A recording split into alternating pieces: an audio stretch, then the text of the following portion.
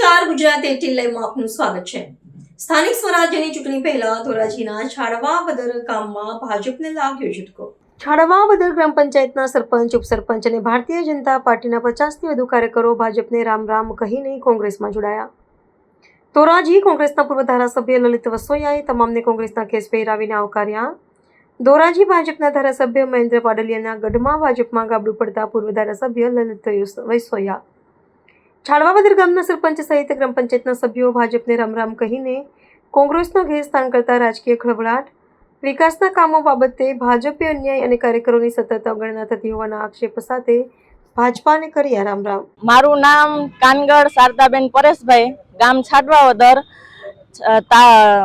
સરપંચ, ઉપસરપંચ બધા ભાજપ છોડી અત્યારે કોંગ્રેસમાં જોડાવા જઈ રહ્યા છે। એના માટેનું કારણ કે અમે અમારા ખેડૂતોને, અમારા ગામના ખેડૂતોને એના માટે કોઈ હિતની વાત નહોતી ભાજપમાં, એટલે એ છોડીને અમે કોંગ્રેસમાં જોડાવા જઈ રહ્યા છીએ। ભાજપમાં કેવો અસંતોષ હતો?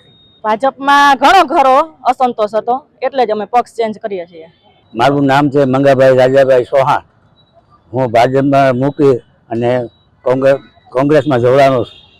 અમને અસંતોષ કામકાજમાં બહુ વિપક્ષ પડતું હતું, એટલા માટે અમે છોડી દીધું। મંગાભાઈ રાજાભાઈ ભાજપ છોડી દીધી અને કોંગ્રેસમાં ભેગા।